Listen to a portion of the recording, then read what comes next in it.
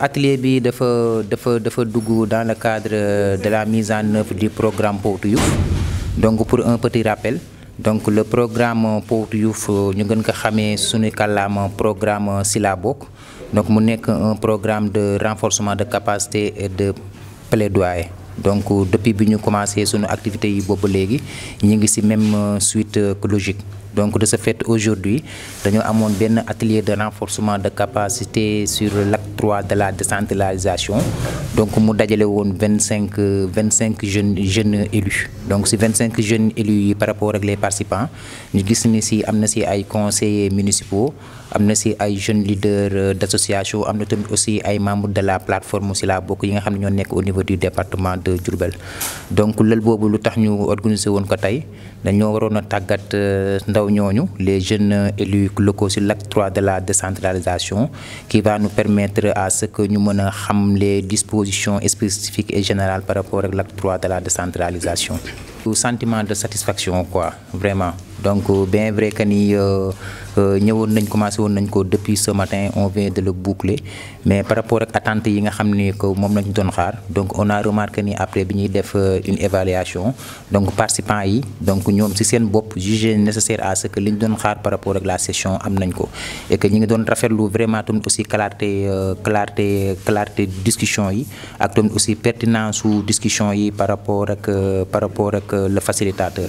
Kon donc on a jugé nécessaire que ni vraiment li nga xam ni moom lañ doon xaar par rapport aussi acte 3 de la décentralisation, il y a eu beaucoup de choses yoo xam ne tey leer na su suñu bopp, parce que lu si bari dañ ko daan dégg acte 3 de la décentralisation, mais par rapport ak le facilitateur permettre na tey à ce que mu explique ñu carrément par rapport ak le processus, par rapport ak l'orientation budgétaire et tout ce qui s'ensuit, ensuite aussi par rapport ak implication des jeunes et sur ça. Donc de ce fait am nañ ci une satisfaction et que ça va nous permettre à ce que tey bu ñu paree ci atelier bi képp koo xam ne jeune élu nga wala nga nekk ndaw benn leader bu teewoon tey ci lël bi boo fu jugee xam nga bu baax a baax lan moo la war. Kon donc sentiment de satisfaction moom lañ ci am vraiment. Remercier l'ensemble des participants yi nga xam ni jàpp nañ ci par rapport ak réussite activité bi, donc à savoir les partenaires.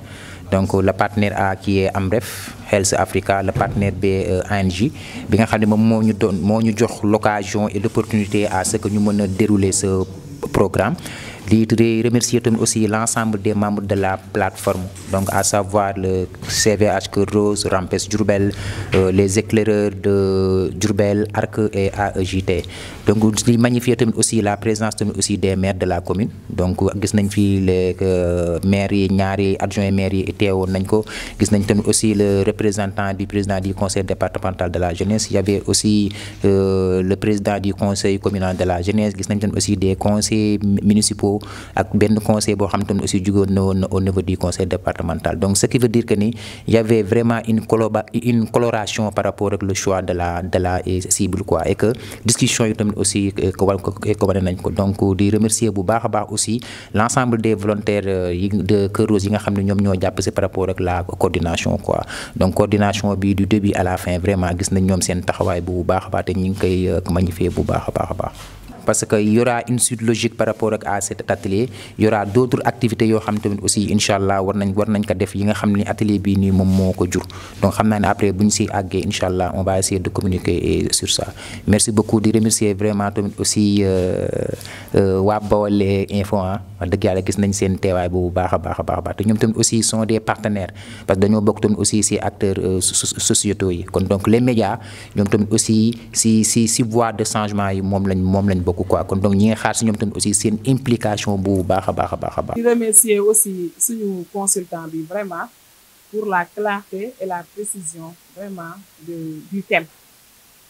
Machallah, j'ai une fois aussi participé à sa formation, moo tax bi ma ñëwee ci salle bi gis ko rek sama xel dafa dal, parce que xam naa ne fii njëriñ rek lañ fiy jëlee. Di sàkk aussi rek liñ fi jëlee rek nañ ko jëriñoo, utiliser ko à bon escient. Di wax comme ni ko kii waxee aussi ñu fexe gën a jeunesse surtout les dames ñu gën a présentes dans les instances de décision. Di remercier ñëpp, di sant ñëpp, di gërëm ñëpp, di jégaluwaat aussi daa si jaadu. lu baax ci qualité bi, la pédagogie était là et on a beaucoup aimé quand même la séance. wan nga ni xam-xam bi nga yor pare nga pour partager ko ak jeunesse bi. di remercier également Power2 Youth pour cette initiative. Parce qu'il faut le dire, au Sénégal, on dit souvent que la population, pratiquement 60% de la population, c'est des jeunes. Donc, naturellement, dans les instances de prise de décision, jeunes yi dañ ci war a dugg. Donc, initiative yu mel ni nga xam ne day porter lu mel ni plaidoyer wu 30% des instances électives nekk ay jeunes. Je pense que c'est quelque chose boo xamante ni lu ñu war a mën a réussir la.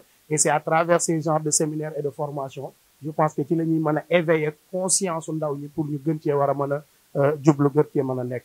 Et aujourd'hui, il faut le dire, nous sommes rassurés parce que boo dee xool tey conseil municipal yi conseil départemental yi wala instance de prise de décision yu bëree bëri tey ndaw ñi ñu ngi fa di dugg di nekk ay maire di nekk ay conseillers di nekk même des députés. Donc nag suñu gënee liggéey gën a renforcer dispositif bi je pense que dinañ dem ba à un moment pourquoi pas on peut avoir un président de la République boo xam 35 ans lay am. Pourquoi pas ça 30 ans. C'est un travail c'est à long terme. On a vu des Macron, on a vu ainsi de suite. Donc c'est une possibilité, je veux dire. En tout cas, nous sommes très contents en tant que responsable des jeunes, en tant que représentant du conseil départemental de la jeunesse. Nous sommes très contents de l'initiative et nous sommes toujours disponibles également à accompagner ces genres de projets et d'initiatives. Je remercie les jeunes. Et aussi, battez-vous parce que si nous réunions comme on ligue. Beaucoup de gens ni politique tabou là. Seeni moromu jeunes ñoo fi nekk am fi tey ay responsabilités te tey kenn yabu leen ci dara donc xeex leen battez-vous dans vos quartiers respectifs battez-vous dans vos communes respectives pour que vraiment ngeen bokk ca famille dogale ndax l'engagement citoyen moom kenn ku nekk ci ñun daf ko war di dundal ñu ngi jégalu bu baax di souvent Ibrahima et Cœur Rose ils sont des activités de développement que moi je connais et reconnais au point que quel que puisse être le caractère démentiel de mon agenda, je me fais toujours l'obligation d'être présent. Leneen li ñu ci wax rek mooy la pertinence du thème, mais aussi le choix du facilitateur. Vous ne vous êtes pas trompé pour le choix du thème parce qu'en fait, pour pouvoir se défendre, pour pouvoir faire un plaidoyer, il faut être dans une zone maîtrisée, dans une zone bien connue. Quand on ne s'y connaît pas, véritablement mënoo def plaidoyer pour convaincre kenn. C'est apparu dans l'exposé du facilitateur. Nit ki lu mu xamul mënu ca jëriñu mënu ca jëriñ kenn tamit. Tout ce que vous avez pu revisiter avec lui, parlant de budget, parlant de gestion des collectivités territoriales, soo leen ko xamutoon koo leen jàkkaarlool aussi daf leen di déglu ba ngeen pare su fekkente ne amul yéene dimbale leen il ne le fera pas parce que vous ne l'aurez pas convaincu. Donc le choix du thème a été vraiment très pertinent. Leneen li ci topp mooy le choix du facilitateur. Moi je l'ai croisé dans plusieurs occasions, mais véritablement ce qu'il dit c'est facilement compréhensible. Si c'était un aliment, je dirais que c'est facilement digestible. C'est quelqu'un qui le dit. Tout ce qui se conçoit bien s'énonce clairement et les mots pour le dire arrivent aisément. Nit ki su lay wax lu mu maîtriser, quel que soit ce niveau di nga ko mën a xam. Parce que d'abord moom dafay rabay sew ba yem ci niveau ñëpp. Ça c'est la relation horizontale, vous l'avez souligné. Les enseignants savent de quoi je parle. La relation verticale mooy ki nga xam ne day ñëw rek mel ni ku yor xanti diwam di sol. Là les gens se lassent très vite. Mais la relation horizontale, c'est celle-là interactive, où on rabaisse le niveau, on conjugue avec ses interlocuteurs pour les amener à comprendre et à élever le niveau par grade et par échelon. Donc, j'étais vraiment sublimé quand je l'ai vu, parce que man daje naa ak moom ay occasion yoo xamante ni jël naa fa lu bari. Donc, vous avez fait un bon choix. Autre aspect, c'est dire que, il le disait, il est très taquin, mais il est pertinent quand même. Vous devez vous battre. Et en voyant la configuration de la salle, c'est de bon augure. Parce que tamit, rien ne se donne, rien ne s'arrache rien ne se donne, tout s'arrache dans la vie. Rawatina nak ci terrain politique, si vous voulez être parmi les décideurs, si vous voulez être dans l'élite, il faudrait batailler fermement avec tout ce qu'il y a comme argument. Je ne fais pas de la politique, certains le disent. Oui, c'est un choix. Mais choix pour lequel vous accepterez aussi que qui est politique, il se mettra forcément devant vous. Parce que la cité, on la gère politiquement. Qui est politique, dañ ne tool la fay ñu lay ñag ba. Kii dem inscrire ci liste électorale suñuy fal moom la ñuy fal.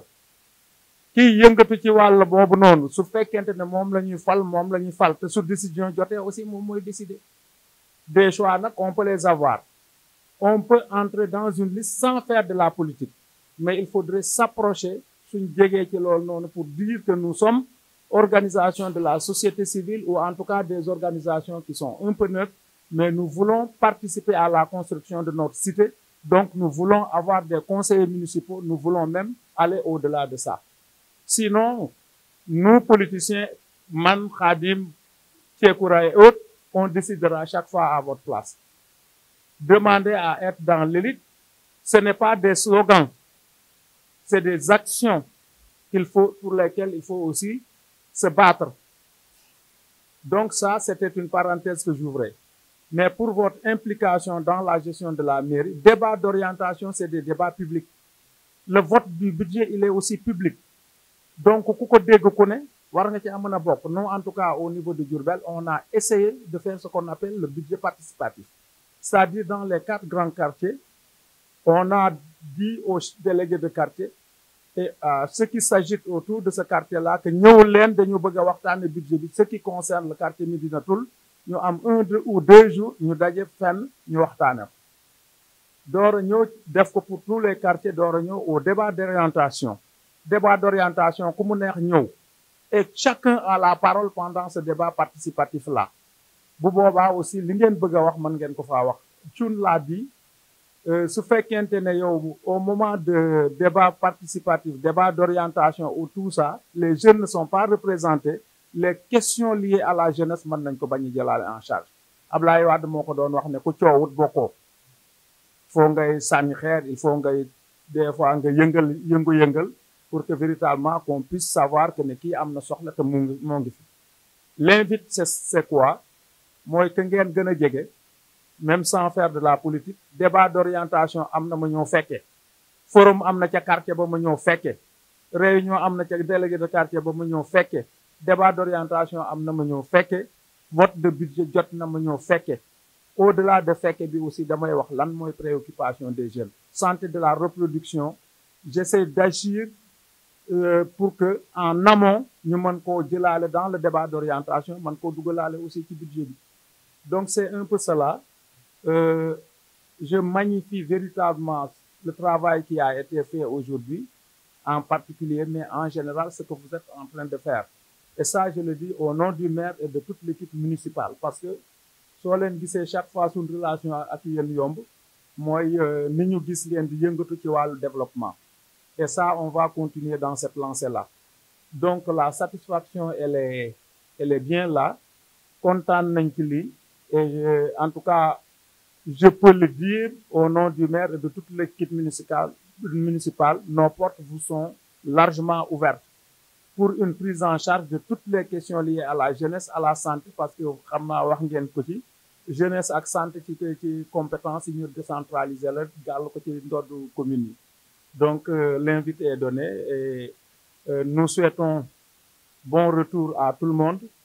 Les débats ont été riches et fructueux. Merci monsieur Thioune. On sera toujours prompt à faire appel à vous parce que xam nañ ne saa boo ñëwee njëriñ kese la ñuy jural.